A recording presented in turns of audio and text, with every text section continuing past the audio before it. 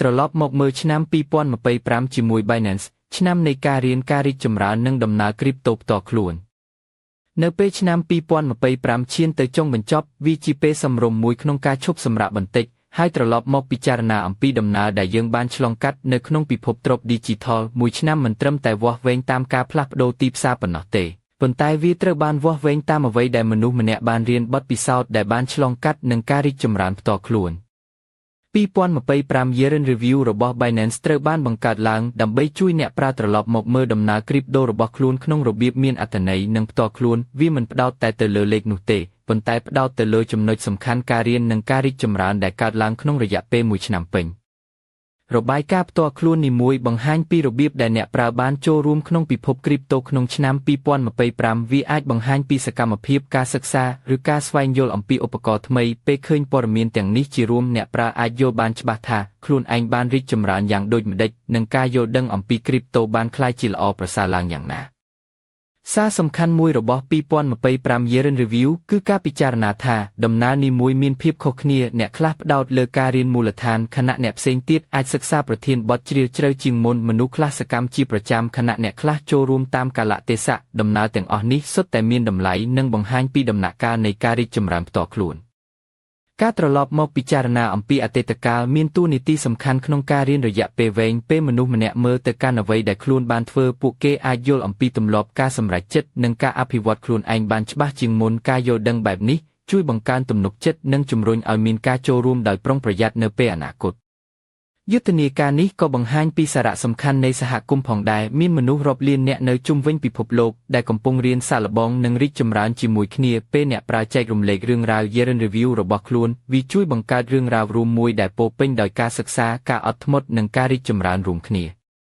ការផ្ដោតលើការរៀនជាជំហានសំខាន់មួយក្នុងយុទ្ធនាការនេះសម្រាប់អ្នកជាច្រើនគ្រីបតូអាចមើលទៅស្មុគស្មាញដោយអបអរសាទរការរៀននិងការរីកចម្រើន Year in Review បញ្ជាក់ថាចំណេះដឹងគឺជាគ្រឹះសម្រាប់ការចូលរួមរយៈពេលវែងមេរៀននីមួយក្លាយជាផ្នែកមួយនៃការយល់ដឹងកាន់តែរឹងមាំ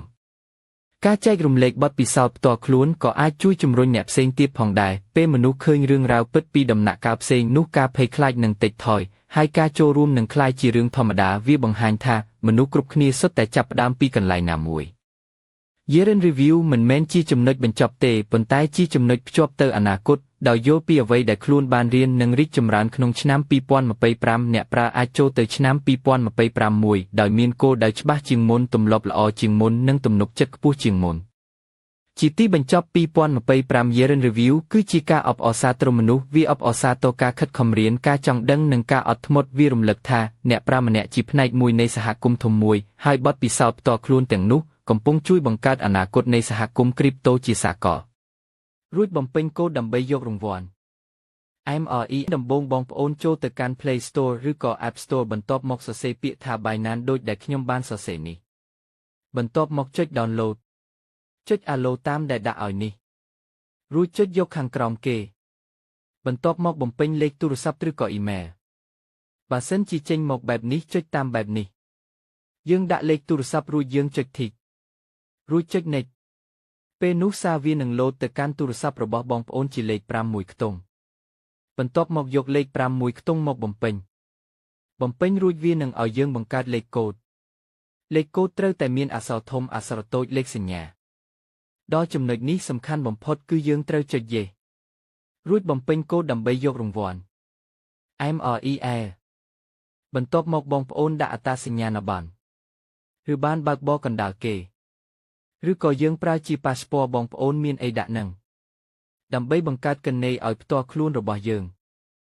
អាចចុចខាងក្រោមដើម្បីដាក់ខាងលើកទាំងខាងមុខមានរូបថតខាងក្រោមទាំងអត់រូបថតបន្ទាប់មកយើងស្កេនមុខតាមគេណែនាំមានងាកឆ្វេងស្ដាំព្រិចភ្នែកនិងចំហមាត់ជាដើមតាមរូបគេបង្ហាញ